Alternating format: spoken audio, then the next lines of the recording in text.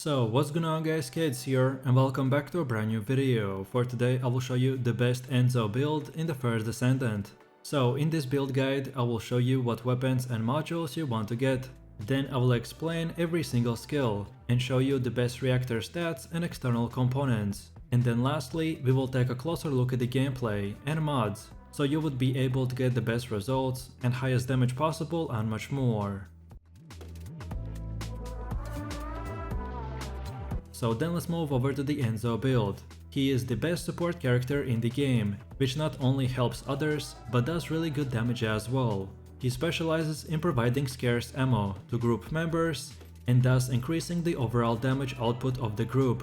He also has drones at his disposal to launch long-range attacks. It is best to focus on increasing Enzo's firearm 80k stats, since most of his builds are here to support the group. Therefore, it is very important to have good weapons to fit our setup.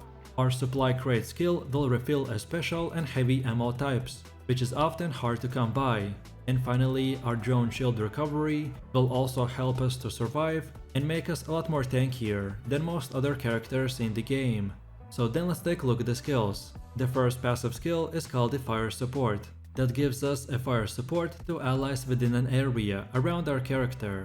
This also increases our max ammo capacity. The efficiency of this effect increases marginally with the number of Enzos in the squad, or if we disarm the security of the encrypted vault, which I will show you later in the video. Then our first active skill is called the start supply, which summons a bullet supplying device at the designated location. This of course will supply bullets to allies that approach the device. This device can be used once by each ally, and disappears when everyone has used it once, or the duration ends. Then the second one is the explosive drone, which launches an explosive drone forwards. The explosive drone explodes on contact with the enemy or a terrain object, which deals bunch of damage. Then the next one is enhanced combat suit, that summons a shield recovery comms. When the shield recovery comms is first summoned, it recovers Enzo's energy shield by a certain amount, and then it continues to recover the energy shield through the enhanced combat suit effect.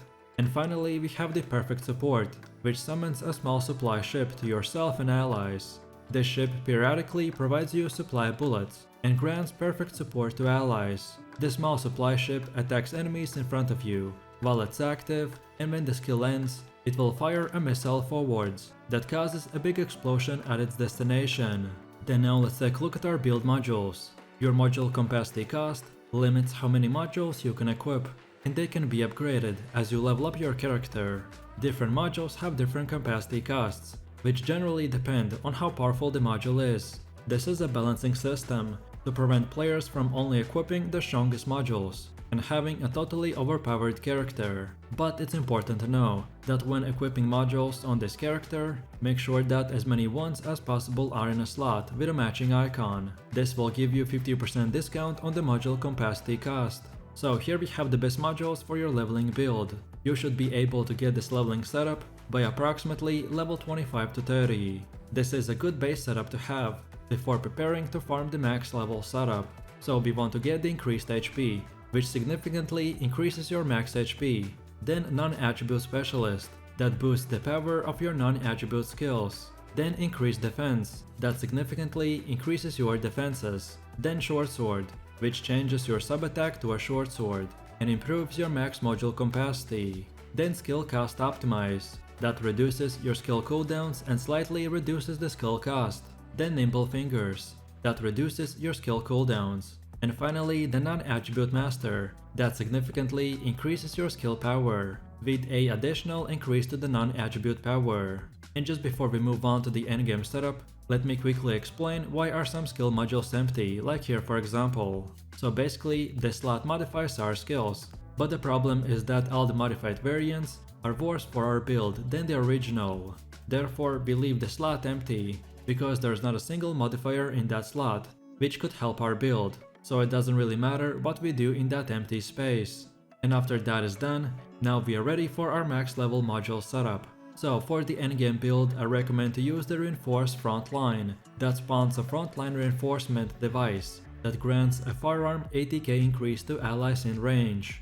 then skill extension, which increases your skill duration, then skill expansion, that increases our skill range, then skill cost optimize, that reduces the skill cooldowns and cost, then range HP calculator, that increases the skill range and max HP, then non-attribute master, that increases the skill power modifier and non-attribute power modifier, then dual claw, that changes to a sub-attack and increases max module capacity, then HP concentration, that increases max HP and skill critical hit rate, then nimble fingers, that reduces your skill cooldowns, then increase shields, that increases our shield size, and finally the technician, that increases our skill power modifier. So then finally, let's take a look at the best weapons and stats that we should use. So for our build, the Thunder Cage submachine gun is the ultimate weapon. This firearm emits an electric shockwave that creates the appearance of thunder being directed at the enemy.